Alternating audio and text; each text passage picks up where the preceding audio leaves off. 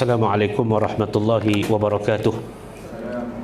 Innal hamdalillah nahmaduhu wa nasta'inuhu wa nastahdihi wa nastaghfiruh wa na'udzu billahi ta'ala min syururi anfusina wa min sayyiati a'malina. Innahu may yahdihillahu fahuwal muhtad wa may yudlil falan tajida lahu waliyyan mursyida.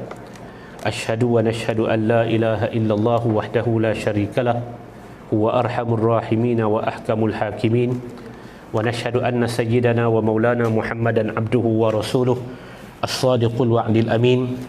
اللهم صل وسلم وزد وبارك على حبيبنا المصطفى ونبينا المجتبى محمد وعلى آله الطاهرين الطيبين وعلى صحابته غر الميامين أمناء دعوته وقادة ألويته وارض اللهم عنا وعنهم برحمتك يا أرحم الراحمين. أما بعد. الحمد لله. Pertama dan selamanya, marilah sama-sama kita bersyukur kehadrat Allah Subhanahu wa Ta'ala, yang mana dengan limpah dan kurnianya Allah Azza wa Jalla masih lagi memberikan usia kepada kita sehingga pada malam ini. Mudah-mudahan usia yang diberikan ini akan digunakan oleh kita dengan sebaik-baiknya, dan sebagaimana yang Al-Quran menyebut, summa latus'alunna yawma izin 'anil na'im, semua perkara ini akan dipersoalkan di hadapan Allah Qadi Rabbul Izzati wal Jalal. Semua benda Allah Subhanahu wa Ta'ala akan tanya tanpa kecuali. Sebagaimana yang Allah Azza wa Jalla juga menyebut, kata Allah Subhanahu wa Ta'ala, sekecil apapun amalan yang kita lakukan, faman ya'mal misqala dzarratin khairan yarah wa may ya'mal misqala dzarratin syarran yarah. Sekecil apapun amalan yang kita lakukan, itu akan diperlihatkan di hadapan Allah, dan sekecil apapun kejahatan yang kita lakukan, itu akan dilihat di hadapan Allah Qadi Rabbul Izzati wal Jalal. Tuan-tuan hadirin yang saya hormati sekalian, saya nak ajak tuan-tuan macam biasa untuk tadabbur. Dan tadabbur malam ni saya nak ajak kepada tuan-tuan dengan tajuk kepentingan diri. Dalam Al-Quran ada rangkaian banyak ayat-ayat suci Al-Quranul Karim yang Allah Subhanahu wa Ta'ala sebut tentang perkataan fali nafsih, maka kesannya untuk dirinya sendiri. Maksud dia kita nak bawa supaya kita faham dalam hidup kita ni sebenarnya akan banyak kita tempuhi perkara-perkara tersebut yang akhirnya dalam kehidupan kita ini, yang akhirnya sebenarnya kesannya adalah untuk diri kita sendiri. Dia kesannya bukan untuk orang lain, tetapi kesannya adalah untuk diri kita sendiri. Kepentingan diri. Kepentingan kita beramal dalam banyak amalan, Allah Subhanahu wa Ta'ala menyebut kata kesan akhirnya fali nafsih, untuk dirinya sendiri. Okey. Mari kita tengok ayat-ayat suci Al-Quranul Karim yang Allah Subhanahu wa Ta'ala sebut, dan kita tengok bagaimana para ulama menafsirkan ayat-ayat tersebut. Yang pertama tuan-tuan, surah Fussilat ayat 46. Fussilat ayat 46. Dalam surah Fussilat ayat 46, sebahagian daripada ayat Allah Subhanahu wa Ta'ala menyebut man amila salihan fali nafsihi. Man amila salihan fali nafsihi. Siapa yang beramal salih, maka kesan amal salih dia itu adalah untuk dirinya sendiri. Dengan makna apa tuan-tuan? Dengan makna bila dia beramal salih, dia sebenarnya sedang beramal untuk kepentingan diri dia sendiri. Man amila salihan fali nafsih. Siapa yang beramal salih, maka kesan amal salih itu, kesan amal salih apa? Kesan amal salih dua. Al-Quran menyebut lahum ajrun kabir, bagi mereka itu ganjaran yang besar, satu. Dan yang keduanya, orang yang amal salih ini akan dibawa secara berbondong-bondong ke dalam syurga. Maka kesan amal yang salih itu adalah fali nafsih, untuk dirinya sendiri. Tuan-tuan, ramai para ulama apabila berbincang berkaitan dengan amal salih, amal salih ni benda apa? Apa yang disebut kata amal yang salih? Mungkin kita kata amal yang salih itu kita merujuk kepada ibadah sya'airiyah. Ibadat ni dia ada dua. Satu dipanggil ibadah sya'airiyah, ibadat secara syiar. Syiar, puasa, zakat, haji, apa lagi? Sembahyang. Ini syiar, sya'airiyah. Kenapa dia Islam? Kerana dia bersembahyang. Kenapa dia orang Islam? Kerana paling tidak dia berpuasa. Kenapa dia Islam? Dia teringat juga untuk bayar zakat fitrah. Kenapa dia Islam? Susah hati dia pasal tak boleh pergi haji. Islam itu ibadah sya'airiyah. Kita nampak di luar. Satu lagi, para ulama kita menyebut dia ada ibadah yang dia panggil dengan ibadah ta'amuliyah. Ibadah yang berbentuk muamalah. Ibadah dia, tapi dia bentuknya adalah muamalah, interaksi kita dengan orang. Maka para ulama menyebut sama ada yang sya'airiyah, yang jenis syiar, ataupun ta'amuliyah, yang berbentuk dengan interaksi kita dengan manusia, kedua-duanya adalah ibadah.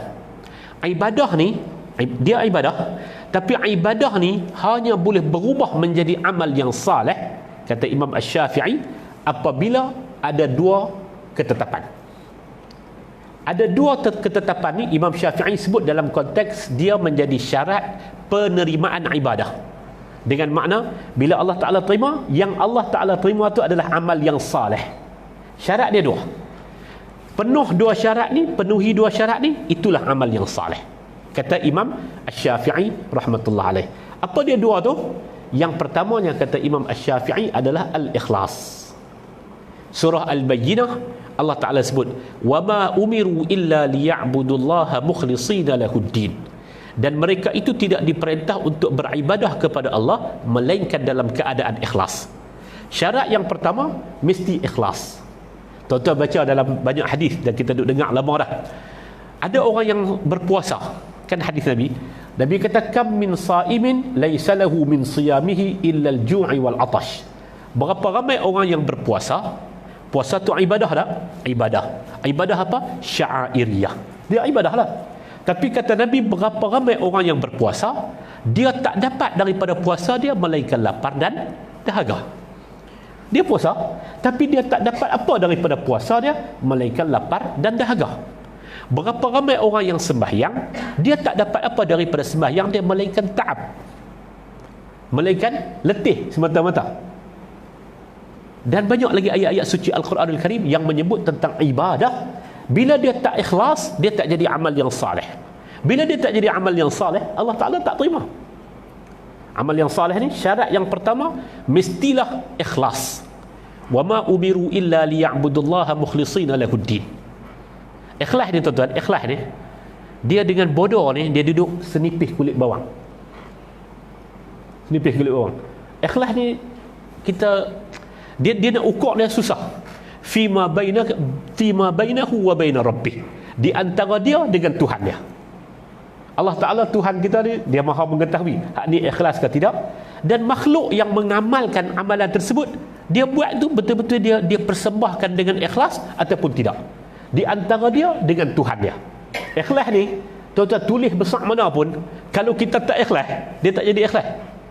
Tuliskan dengan ingatan apa? Dengan ingatan tulus ikhlas, bukan jenis ikhlas biasa punya, ikhlas jenis tulus. Tapi kalau dia tak ikhlas, dia tak jadi. Okey, tak apa.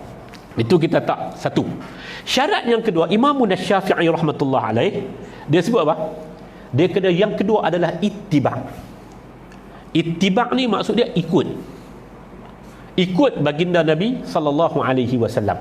Qul in kuntum tuhibbunallaha fattabi'uni. Katakanlah wahai Muhammad, bagi tahu kepada umat kamu, kalau kamu kasih kepada Allah, fattabi'uni, ikutlah aku. Yuhibbukumullah, Allah Ta'ala akan ikut, Allah Ta'ala akan kasihkan kepada kamu. Apa makna ittiba'? Ikut yang baginda Nabi sallallahu alaihi wasallam suruh, tanpa tanya, tanpa soal, tanpa jawab. Allah Ta'ala, baginda Ar-Rasul sallallahu alaihi wasallam suruh, kita buat. Ma atakumur rasulu fakhuzuh. Apa yang Rasul suruh kamu, apa yang dibawa oleh Ar-Rasul, ambillah keseluruhannya. Wa ma nahakum anhu fantahu. Dan apa yang Nabi sallallahu alaihi wasallam suruh tinggal, dia larang, tinggallah. Itu dipanggil dengan ittiba'. Cukup dua syarat ni. Yang pertama adalah ikhlas, yang kedua adalah ittiba', ikut Nabi sallallahu alaihi wasallam, maka jadilah amal yang saleh. Ayat kita berkaitan dengan kepentingan diri, surah Fussilat. Allah Ta'ala bagi tahu, man amila salihan, siapa yang buat amal yang saleh. Amal yang saleh tak dia punya takrif dia, fali nafsih, maka kesan amal yang saleh tu untuk dirinya. Wa man asaa fa'alaiha, siapa yang buat buruk maka kesan buruk itu ke atas dirinya. Man amila salihan fali nafsih, siapa yang buat amal yang saleh, kesan amal yang saleh itu untuk kepentingan dirinya. Apa dia amal yang saleh? Memenuhi dua syarat, syarat asas dan utama. Yang pertama adalah ikhlas, yang kedua adalah ittiba', ikhlas dan ikut baginda Nabi sallallahu alaihi wasallam, beramal dengan amal yang seumpama itu, maka dia disebut sebagai beramal yang saleh. Apa kenapa dia beramal yang saleh? Allah Ta'ala kata supaya dapat ganjaran yang besar dan syurga. Ganjaran yang besar dan syurga itu siapa dapat kesannya? Fali nafsih, untuk kepentingan diri kita sendiri. Satu. Dua, ayat pada malam ni, semua kita himpun ayat-ayat yang berkaitan dengan apa nama dia, kepentingan diri. Ayat yang kedua, ayat suratul Namli ayat 40. Suratul Namli ayat yang ke-40.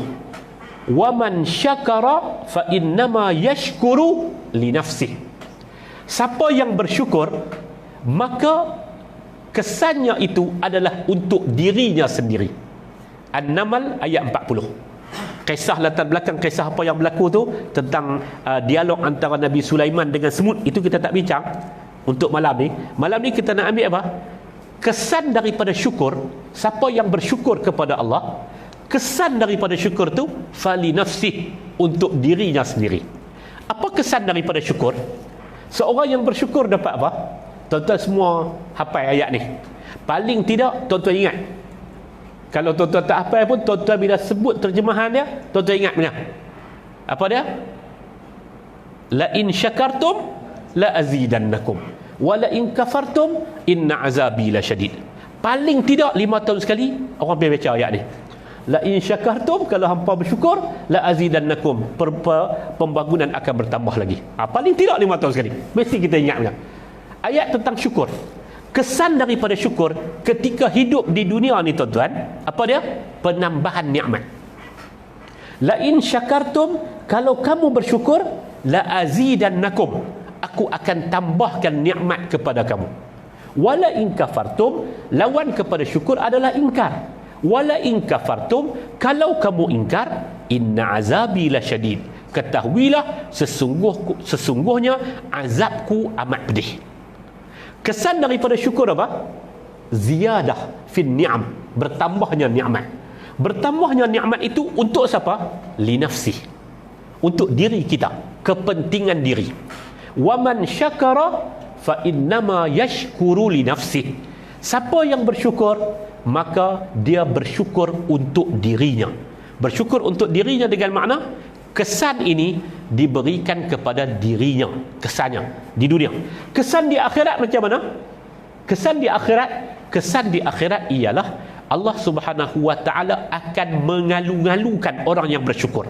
Salamun alaikum tibtum fadkhuluha khalidin. Maka salam sejahteralah ke atas kamu kerana kamu hidup dengan baik. Apa cara hidup yang baik? Cara hidup yang baik di dunia ini adalah dengan bersyukur.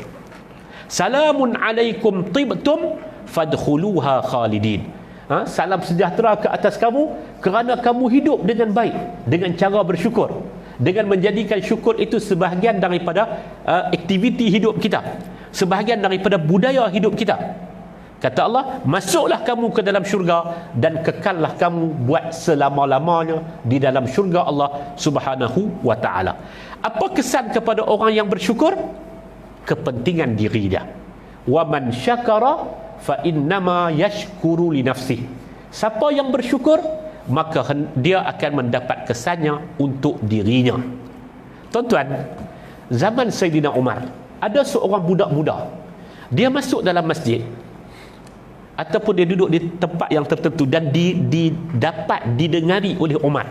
Dia berdoa, Allahumma ja'alni minal qalil. Doa ni ahli politik paling tak suka. Allahumma ja'alni minal qalil. Ya Allah, jadikanlah aku di kalangan golongan minoriti, golongan yang sedikit. Dia minta aku tu. Dia kata, ya Allah, jadikanlah aku di kalangan orang yang minoriti, orang yang sedikit. Umar dengar, Umar pergi tanya dia, kenapa kamu berdoa minta jadi golongan yang sedikit? Kita nak jadi golongan yang ramai. Waktu itulah budak ni jawab, anak muda ni jawab kepada Umar, alam taqra, apakah tuan tak baca? Apakah Amirul Mukminin tak baca? Allah Ta'ala berfirman dalam Al-Quran, wa qalilun min ibadiyas syakur. Sedikit sahaja di kalangan hambaku yang bersyukur. Syukur ni tuan-tuan, dia menjadi sebahagian daripada pakaian mukmin yang sejati. Kan dalam hadis Nabi SAW sebut, ajaban li amril mukmin. Cukup pelik urusan orang yang beriman. Inna amrahu kullun lahu khair. Semua urusan bagi dia jadi macam mana pun baik. Kalau dia dapat nikmat, syakar, dia bersyukur, fakana khairullah, itu yang terbaik untuk dia. Dia bersyukur kepada Allah kalau dapat nikmat. Ini kepribadian, karakter seorang mukmin yang sebenar yang disebut di dalam Al-Quranul Karim. Bila sahabat ni, bila anak muda ni berdoa, Sayyidina Umar tanya, dia jawab, alam taqra, tuan tak baca ke ayat Quran yang kata wa qalilun min ibadiyas syakur.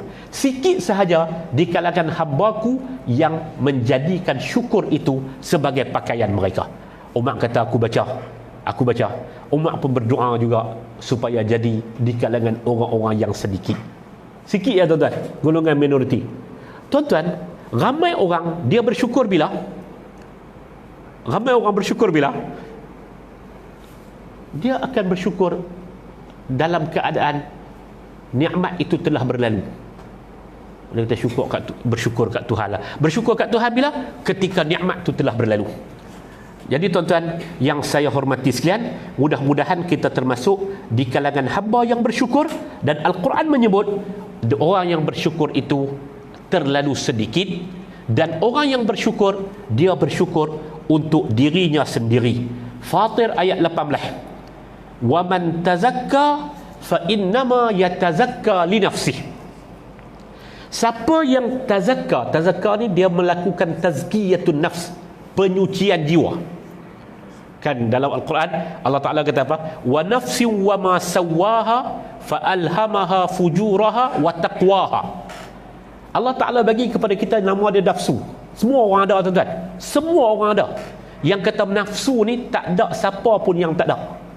Asal kata dia orang, maka dia ada. Dia tak kira siapa. Tok guru, tok pakir, tak kira siapa. Tok pakir ni istilah orang petani. Budak mengaji pondok, dia panggil tok pakir. Siapa malam? Pasal Pak tu kira pakir kau macam mana.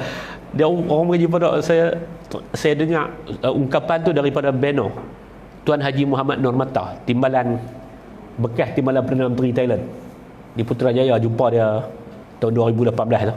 Sembang-sembang saya kata, bagilah sikit pengalaman Beno lama, biasa duduk sebagai speaker Parlimen Thailand, biasa jadi timbalan Perdana Menteri, orang Islam tu kan, Haji Muhammad Nur. Dia pergi haji ya, Haji Wan Muhammad Nur Mata. Tanya dia, lepas tu dia kata macam ni, dia kata ada 4 huruf ni cukup tak guna. Kaf, waw, alif, sin. Kuasa ni cukup tak guna, dia kata. Tok lebay pun hilang lebay, tok pakir pun boleh lupa macam-macam. Tu saya kata tok pakir mana? Ada orang yang main dengan dia kata tok pakir tu maksud dia budak mengaji pondok, dia panggil tok pakir. Pasal apa orang petani panggil tok pakir, saya pun tak ada nak kaji pasal apa tuan-tuan. Jadi tuan-tuan dan puan-puan sekalian, dia tak kira siapa, nafsu ni kena ada. Allah Ta'ala kata fa'alhamaha fujuraha. Nafsu tu Allah Ta'ala bagi ilham kepada dia. Ada yang jadi fujur, ada yang jadi lo'lak, ada yang jadi taqwa. Nafsu. Kata Allah, siapa yang berusaha, wa may yatazakka fa innama yatazakka li nafsi. Siapa yang menyucikan jiwanya, tazkiyatun nafs, kesan daripada penyucian jiwanya itu adalah untuk dirinya. Itu kata, wa man tazakka fa innama yatazakka li nafsi. Siapa yang menyucikan jiwanya, maka kesan daripada penyucian jiwa itu adalah untuk dirinya. Apa kesan penyucian jiwa? Di dunia, martabat dia akan naik kepada orang yang bertakwa. Jalan bertakwa ini adalah melalui jalan penyucian jiwa. Jalan bertakwa ni, dia mendaki, kita nak daki kepada martabat takwa ni, kita daki melalui jalan tazkiyatun nafs, penyucian jiwa. Bila kita suci jiwa, dia akan naik kepada kedudukan sebagai orang yang bertakwa. Apa kesan di syurga kelak ataupun di akhirat kelak? Wal aqibatu lil muttaqin. Dan akibat kemenangan itu, yakni syurga, untuk orang yang bertakwa. Wa may yatazakka fa innama yatazakka li nafsi. Siapa yang menyucikan jiwanya, kesan penyucian jiwanya itu adalah untuk dirinya sendiri. Kepentingan diri.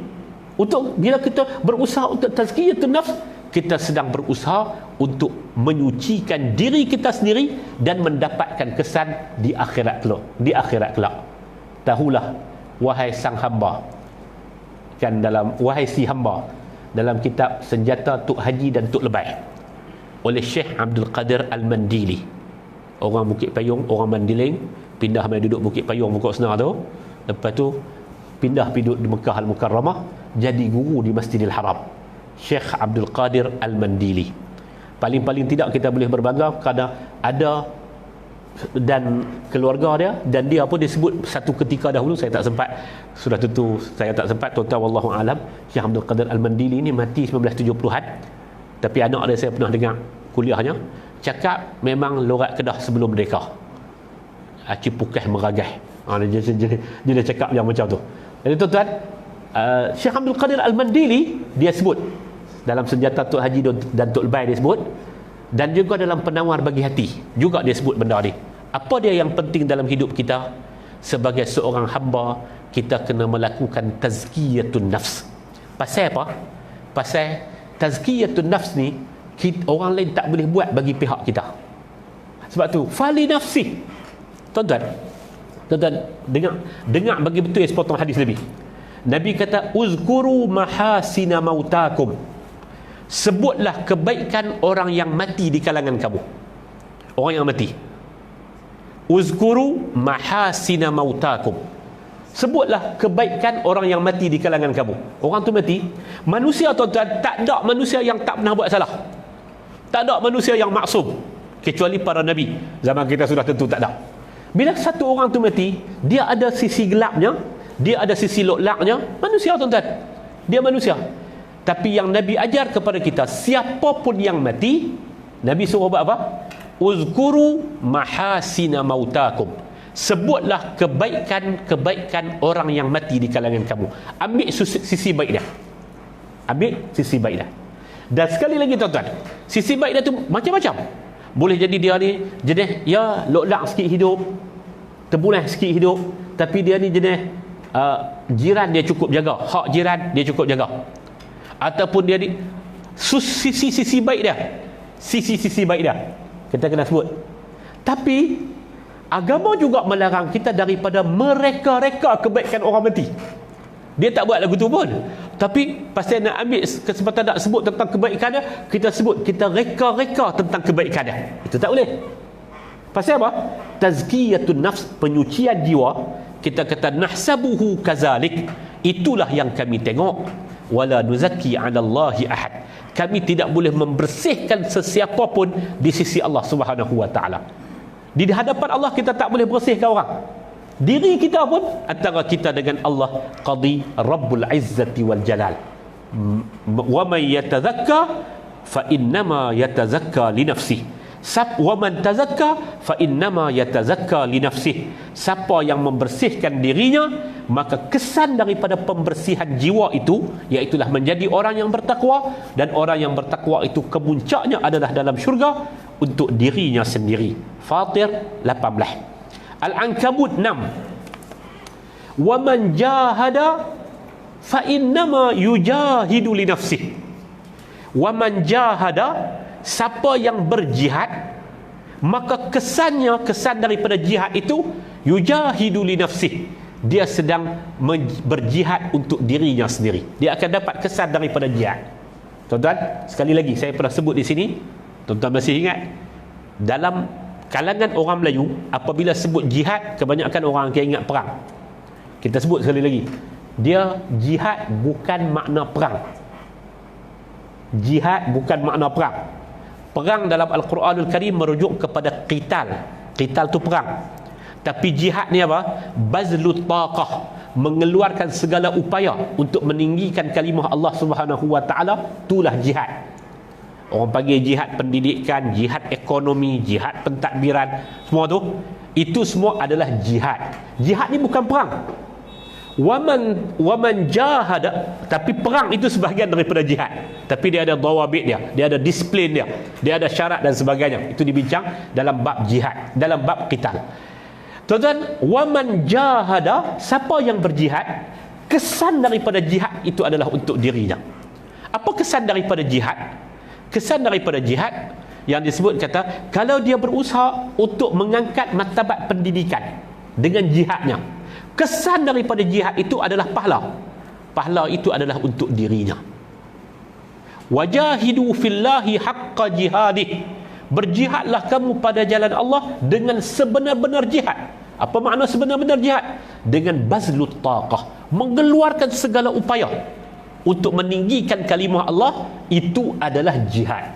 Siapa yang berjihad, kesan daripada jihad itu adalah untuk diri dia sendiri, bukan untuk orang lain. Kesan daripada jihad itu adalah untuk dirinya sendiri. Dan Allah berikan khabar gembira kepada para mujahidin, kepada orang yang berjihad pada jalan Allah Subhanahu wa ta'ala. Dan jihad pada jalan Allah sudah tentulah akibat akhirnya ataupun kesan akhirnya adalah syurga Allah Subhanahu wa ta'ala. Kesan daripada jihad, kalimah Allah naik tinggi. Kesan daripada jihad, wajah rahmah, wajah agama ni akan nampak dengan rahmah. Kesan daripada jihad, akan berlakulah pembasmian kemiskinan. Kesan daripada jihad, akan berlakulah pembasmian kejahilan dan sebagainya. Daripada jihad pendidikan, kesannya untuk siapa? Untuk dirinya sendiri, untuk diri mujahid, orang yang berjihad pada jalan Allah Subhanahu wa ta'ala. Wa man jahada fa innama yujahidu li nafsi. Kesannya adalah untuk dirinya sendiri. Yang keseterusnya tentang hidayah, Allah Ta'ala sebut dalam surah Yunus 108, man ihtada fa innama yahtadi li nafsi. Siapa yang mencari hidayah dan dia dapat hidayah, maka kesan daripada dapat hidayah tu adalah untuk dirinya sendiri. Saya ulang sebut tanpa jemu, antara benda yang ajaib dan pelik dalam muka bumi ni adalah hidayah. Hidayah tu pelik, tuan-tuan. Hidayah tu pelik. Abu Lahab tak patut tak terima Islam. Tak patut. Dia tengok Nabi, dia kenal Nabi, dia tahu tentang perwatakan Nabi, dia faham bahasa Arab. Tak patut tak terima Islam. Tak betul. Tak betul, tuan-tuan. Tak patut tak terima Islam. Kita fikir secara logik. Tapi ajaibnya hidayah. Pak menekan Nabi tak terima Islam, Zaid bin Harithah jalan daripada banyak negara dan akhirnya duduk di Makkah Al-Mukarramah sebagai hamba. Hamba, tuan-tuan. Kuasa tak ada. Hamba. Untuk diri dia pun, dia perlu dibebaskan, dia perlu bekerja untuk Tuhan dia. Hamba. Tapi hamba ni, tuan-tuan, dia menerima hidayah. Wa man ihtada fa innama yahtadi li nafsihi. Siapa yang dapat hidayah, maka kesan hidayah itu adalah untuk dirinya sendiri. Hari ini, tuan-tuan, ada cerita saya tengok tadi, lepas duk hantar mai cuplikan video dalam bahasa Urdu, perkahwinan di antara ketua pasukan hoki India dengan seorang gadis daripada Johor. Dan dia mula, ni cara fikir orang kita, tuan-tuan. Cara fikir orang kita. Angle yang pertama yang akan dilihat adalah angle politik. Itu cara fikir orang kita lah. Kes pembunuhan, Allah yarhamuh, mudah-mudahan Allah Ta'ala merahmatinya, saudara Adib 2 tahun yang lepas, dipolitikkan daripada meja-meja kuliah, ada pun macam-macam kelak. Okey, tak apa. Kali ni pun kalau tuan-tuan tengok para netizen kita ni, dia tengok daripada angle politik. Angle politik. Oh, dia ni ada kaitan dengan siapa? Ada kaitan dengan siapa? Saya sebut tuan-tuan, saya sebut Nabi Lut dan Nabi Nuh tetap benar walaupun isterinya itu adalah kafir. Dalil dia tak mana? Ataupun ayat dia tak mana? Surah At-Tahrim. Ni, cara fikir kita ni mesti betul. Hidayah tuan-tuan. Isteri Nabi Lut dan isteri Nabi Nuh, dua-dua tu duduk di bawah tanggungjawab siapa? Duduk di bawah pemeliharaan siapa? Nabi. Allah Ta'ala lantik mereka jadi Nabi. Allah Ta'ala iktiraf mereka tu sebagai hamba yang saleh. Surah At-Tahrim, surah At-Tahrim ni surah sebelum Al-Mulk, juzuk 28, surah yang paling akhir. Sambil-sambil buka Quran nak baca Al-Mulk tu tuan-tuan, tuan-tuan kali muka Al-Mulk sebelah ni, muka surat sebelah ni, tuan-tuan tengoklah. Allah Ta'ala bawa mai perumpamaan, daraballahu masalan lilladzina kafaru imra'ata nuhin wa imra'ata lut.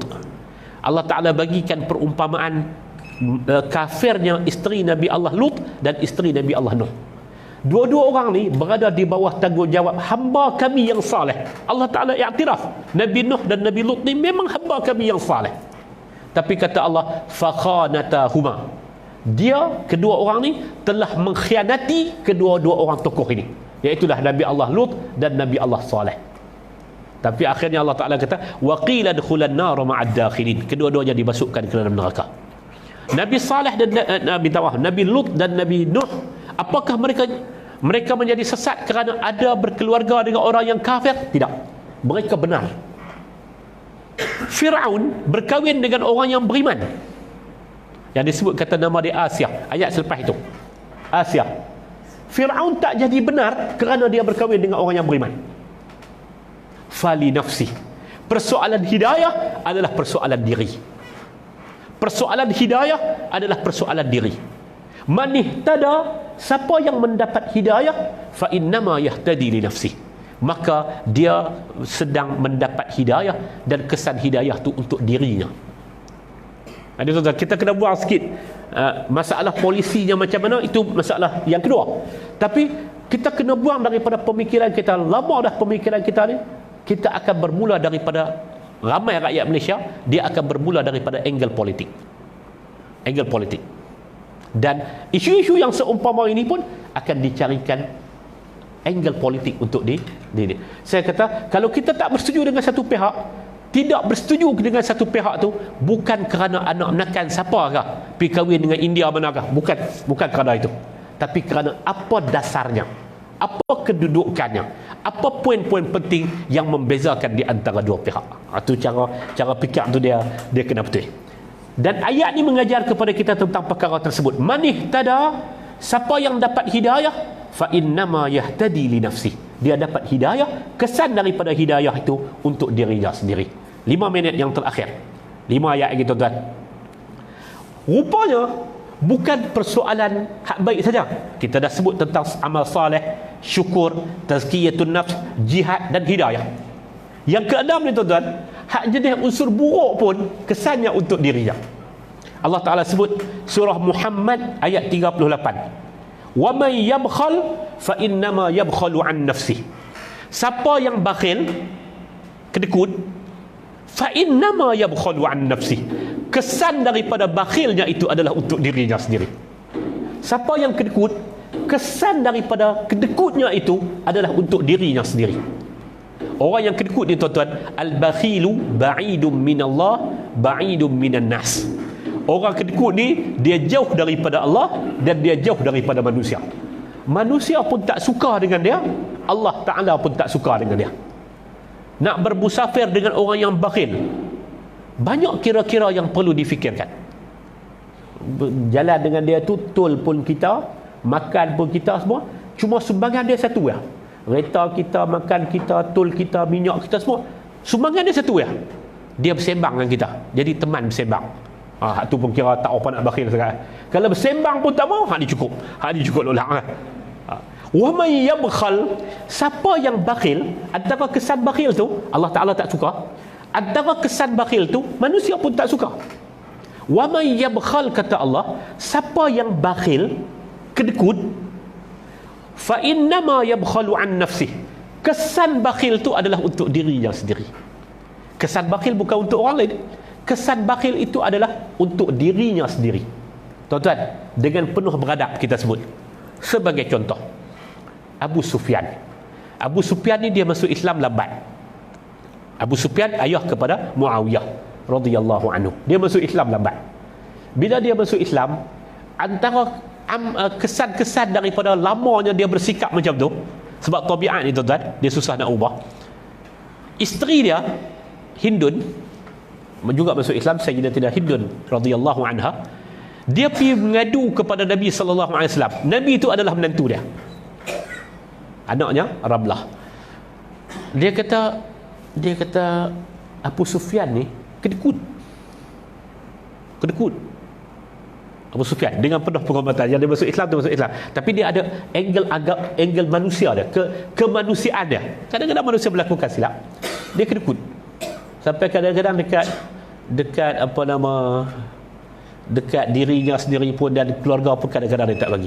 Nabi SAW kata, ambil sekadarnya, apa yang kamu perlu ambil. Kesan tu adalah untuk dirinya sendiri. Ada satu orang, dia kata isteri dia pandai cari duit, sampai di mana dia sembunyi pun isteri dia tahu duit di mana. Pandai cari duit. Isteri dia tu satu orang yang cukup pandai cari duit, sampai tang mana dia sembunyi duit pun isteri dia cari jubah.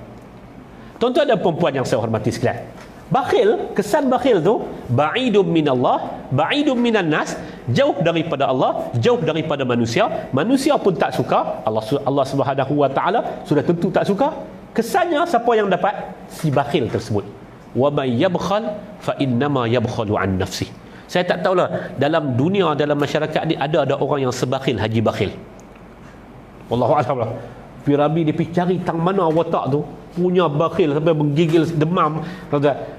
Ala kulli hal, seorang orang yang bakhil, orang yang kedekut, kesan daripada kedekut tu adalah untuk dirinya sendiri, bukan untuk orang lain. Kemudian Allah Ta'ala sebut dalam surah Al-Fatah, suratul Fathi ayat 10. Ayat ni adalah berkaitan dengan innal ladzina yubayyi'unaka innama yubayyi'una Allah. Cerita tentang bai'ah antara Nabi dengan para sahabat. Di celah-celah cerita tersebut Allah Ta'ala sebut, faman nakatha fa innama yankusu ala nafsih. Siapa yang tidak menunaikan janji, dia merongkaikan janji, bai'ah tu makna dia janji, fa innama yankusu ala nafsih, fa innama yankusu ala nafsih. Dia merongkaikan janjinya, dan kesan rongkai janji itu adalah untuk dirinya sendiri. Siapa yang buat sebarang perjanjian, dia merongkaikan janjinya. Bila dia merongkaikan janjinya, kesan daripada rongkaian janji, mungkin orang maki, mungkin akan diambil tindakan-tindakan yang tertentu dan sebagainya. Itu yang dunia. Yang sudah tentu di akhirat kelak Allah Ta'ala marah kepada orang yang merongkai janji. Kata Allah, ya ayyuhallazina amanu aufu bil uhud. Wahai orang-orang yang beriman, tepatilah janji kamu. Siapa yang merongkaikan janjinya, kata Allah, wa man nakatha, siapa yang merongkaikan janjinya, fa innama yankusu ala nafsi, sesungguhnya seakan-akan dia merongkaikan janji ke atas dirinya. Yang ni apa? Kesan daripada dia merongkai janji itu adalah untuk dirinya sendiri. Bila orang tengok dia merongkai janji, maka mungkin tahap kepercayaan dan thiqah itu akan hilang daripada orang tersebut. Yang ketiga berkaitan dengan dosa ni, surah An-Nisa ayat 111, Allah Ta'ala sebut, wa may yaksib isman fa innama yaksibuhu ala nafsi. Siapa yang buat satu-satu dosa, maka dia sedang buat kesan dosa tu untuk diri dia. Dia buat apa-apa jenis dosa, isman ni dosa. Dia buat apa-apa jenis dosa, yang namanya sagair ataupun kabair, yang namanya dosa kecil ataupun dosa besar, semuanya kesannya itu adalah untuk dirinya. Dirinya sendiri akan menanggung kesan daripada dosa-dosa tersebut. Allah Ta'ala sebut dalam surah Mutaffifin sebagai contoh, wailun lil mutaffifin. Neraka wil ataupun kecelakaanlah bagi orang yang mutaffifin. Mutaffifin dosa. Apa dia dosa mutaffifin? Mutaffifin artinya dia mengurangkan timbangan. Peniaga yang mengurangkan timbangan, yang kecoh dalam perniagaan. Orang ni kesan daripada dia kecoh ataupun dia melakukan dosa, fa innama yaksibuhu ala nafsi. Sedang seakan-akan ataupun memang dia melakukan dosa dan kesan dosa itu adalah untuk dirinya sendiri. Yang terakhir untuk malam ini, Allah Ta'ala sebut dalam surah Al-An'am ayat 104, dan ini agak panjang. Qad ja'akum basairum min rabbikum faman absara fali nafsih wa man amiya fa'alaiha wa ma ana 'alaikum biwakil. Kata Allah, telah datang kepada kamu basair, pencerahan-pencerahan, hujah-hujah yang jelas daripada Tuhan kamu. Faman absara, siapa yang nampak hujah tersebut, berpegang kepada hujah tersebut, beriman kepada hujah tersebut dengan baik, fali nafsih, kesan daripada berimannya itu, kesan daripada dia nampak dengan tepat itu, fali nafsih, untuk dirinya. Wa man amiya, siapa yang membutakan, dia buat-buat tak nampak, fa'alaiha, kesan adalah untuk dirinya sendiri. Wa ma ana 'alaikum bihafiz wa ma anta 'alaihim bihafiz, dan kamu wahai Muhammad bukan tugas kamu untuk memelihara mereka. Memelihara umat ni bukan tugas Nabi kita Muhammad sallallahu alaihi wasallam. Siapa yang nampak kebaikan tu, dia ikut kebaikan, fali nafsi, kesannya adalah untuk dirinya sendiri. Siapa yang tak nampak, dia buat-buat buta, di akhirat kelak dia akan dibangkitkan dalam keadaan buta. Lalu dia bertanya kepada Allah, Rabbi lima hasyartani a'ma wa qad kuntu basira. Ya Allah, ya Tuhanku, pasal apa bangunkan aku dalam keadaan buta sedangkan dulu aku nampak?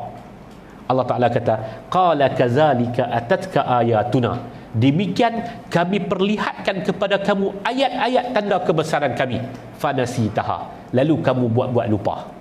Wa kazalikal yauma tunsa, hari ini kamu dilupakan oleh Allah Subhanahu wa Ta'ala dalam keadaan dibangkitkan dalam keadaan buta. Mudah-mudahan Allah Ta'ala merahmati kita bersama, dan kesimpulan kita, buat baik kesan untuk diri kita. Tak ada siapa boleh buat baik untuk kita melainkan 3 amalan yang disebut oleh hadis Nabi sallallahu alaihi wasallam. Buat jahat, kesannya adalah untuk diri kita. Kita tak tanggung dosa orang lain, orang tak tanggung dosa kita. Ramai orang kadang-kadang orang kata kesan dia di hati perut, hati benak dan sebagainya kan, adalah kerana ayah dia buat kepada dia. Kita kata tidak. Siapa yang buat sesuatu mengikut sunnatullah, hukum alam, dia akan dapat kejayaan dalam menghadapi peperiksaan. Sebagai contoh, menghadapi peperiksaan, mungkin anak penyangun, mungkin anak penyangak, hasil daripada kesan, ataupun anak penjudi, makan daripada kesan tikam nombor ekor dan sebagainya, tak bagus, tapi dia bagi tu atas nama tanggungjawab, dia buat ikut sunnatullah. Anak orang loklak ni daripada kesan loklak, tapi dia buat ikut sunnatullah. Dia perlu baca buku, dia belajar sungguh-sungguh sunnatullah, dia akan berjaya. Dia akan berjaya. Tapi kalau dia buat tak ikut sunnatullah, minum ayat Yasin 42 kawah pun dia tak jadi, tuan-tuan.